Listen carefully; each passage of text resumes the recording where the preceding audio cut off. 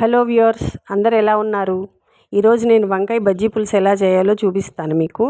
మొన్న మార్కెట్ వెళ్ళాను, వద్దనుకున్న కళ్ళు అట్టే పడ్డాయి. ఎందుకంటే నిగనిగలాడుతూ మెరిసిపోతూ కనిపించింది వంకాయ.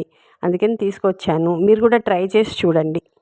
దీనికి కావాల్సిన పదార్థాలు ఏంటంటే, ఒక బజ్జీ వంకాయ పెద్దది 200 కానీ 250 గ్రామ్స్ కానీ ఒకటి తీసుకోండి. ఒక పెద్ద ఉల్లిపాయ, 3 టేబుల్ స్పూన్స్ ఆయిల్, కొంచెం ఇంగువ, ఉప్పు, కారము, పసుపు తగినంత, నిమ్మకాయ అంత, చింతపండు, 3-4 పచ్చిమిరపకాయలు, వేయించిన మెంతి పొడి కొద్దిగా బెల్లం రుచికి తగినట్టు, ఇంకా పోపు సామాను. ముందుగా చింతపండు నానబెట్టి గుజ్జు తీసి పక్కన పెట్టుకోవాలి. ఇప్పుడు కొద్దిగా ఆయిల్ తీసుకొని వంకాయకి మొత్తం అప్లై చేసేయండి. తర్వాత గ్యాస్ వెలిగించి దాని మీద ఒక స్టాండ్ పెట్టుకుని వంకాయని డైరెక్ట్గా దాని మీద పెట్టి మెల్లగా మొత్తం కాలే వరకు కాల్చండి. వంకాయని అటు ఇటు తిప్పుతూ మొత్తం కాల్చండి. తర్వాత కొద్దిగా కోల్డ్ వాటర్ తోటి ఒకసారి వాష్ చేసేసి దానికి పైన ఉన్న పెచ్చంతా తీసేసేయండి.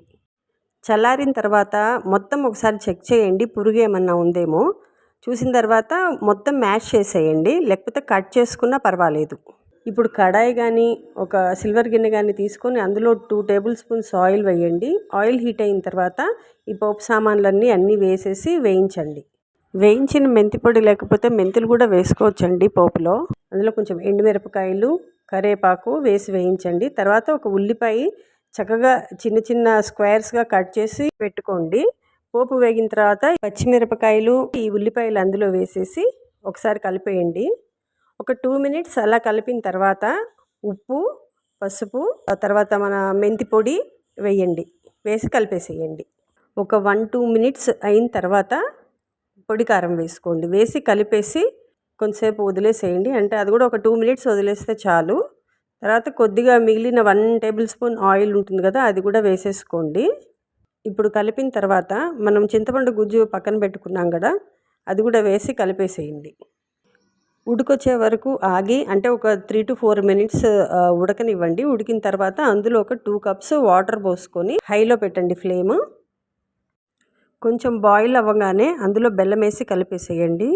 ఒక 1 మినిట్ తర్వాత మనం మ్యాష్ చేసి పెట్టుకున్న వంకాయ గుజ్జు ఉంటుంది కదా, అది కూడా ఇందులో వేసేసి బాగా కలిపేయండి. ఇప్పుడు ఫ్లేమ్ సిమ్లో పెట్టుకొని దాని మీద గ్లాస్ బౌల్ ఒకటి మూత పెట్టేసి ఒక 5 మినిట్స్ ఉడకనివ్వండి. 5 మినిట్స్ అయిన తర్వాత తీసి చూడండి, కొద్దిగా ఆయిల్ పైకి కనిపిస్తుంది. అప్పుడు మన వంకాయ పులుసు రెడీ అయిపోయినట్టు. దాన్ని ఒక బౌల్లోకి తీసేసుకోండి. It's ready to serve.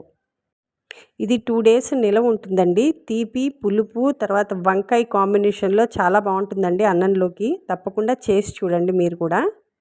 ఎలా వచ్చిందో కామెంట్ చేయడం మర్చిపోవద్దండి. Please like, share, subscribe and comment. Thank you.